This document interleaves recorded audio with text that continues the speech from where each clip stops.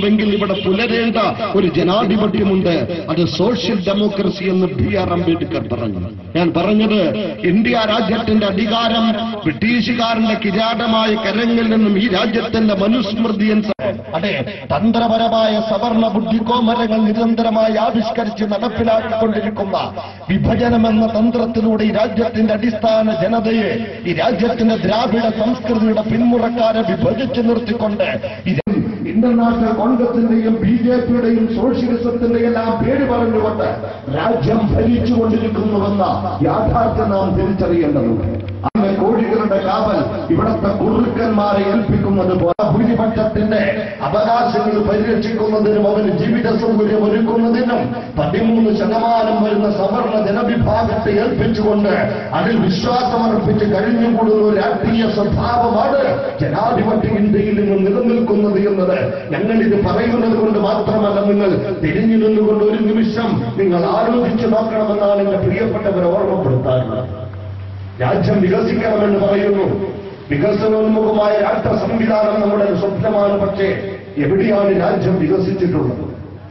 ആരാണ് ഇന്ന് ഇന്ത്യ മഹാരാജ്യം ഭരിച്ചുകൊണ്ട്? ഞാൻ പറഞ്ഞു, നമ്മുടെ പാർലമെന്റിലേക്കൊന്ന് പോകുന്നത് ആരാണ്? ഞാനിത് സൂചിപ്പിക്കുവാനുള്ള കാരണം ഇന്ത്യ രാജ്യത്തൊരു പുത്തൻ രാഷ്ട്രീയ പ്രവർത്തനത്തിന്റെ ആവശ്യമുണ്ടോ എന്ന നിഷ്കളങ്കരായ ആളുകളുടെ ഉൾപ്പെടെയുള്ള ചോദ്യങ്ങളും സംശയങ്ങളുമുണ്ട്.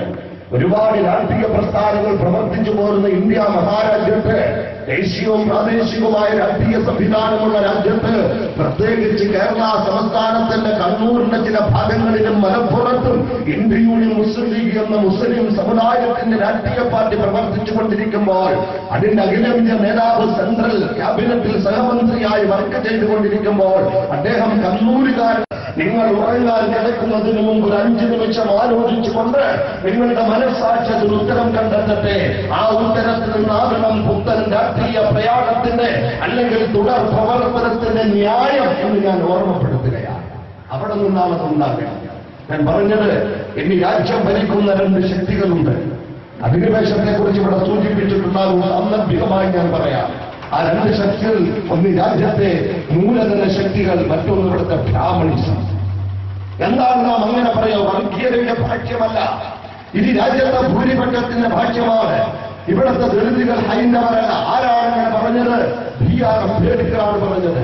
ഞങ്ങൾ ഹൈന്ദവരെന്ന് തെറ്റിദ്ധരിപ്പിക്കുമ്പോൾ ബി.ആർ. അംബേദ്കർ ഈ രാജ്യത്തിന്റെ ദളിതുകളിൽ നിന്നവരുടെ വിമോചനത്തിന് വിശേഷിയായി കാണുന്ന ജനാധിപത്യ ഇന്ത്യ രൂപപ്പെടുന്നതിന്റെ പിന്നിൽ പ്രവർത്തിച്ച മഹാന ബി.ആർ. അംബേദ്കർ 10,000 ബുദ്ധമതത്തിന്റെ പ്രതിജ്ഞ ചൊല്ലിക്കൊടുത്തുകൊണ്ട് പരസ്യമായി പ്രഖ്യാപിച്ചു.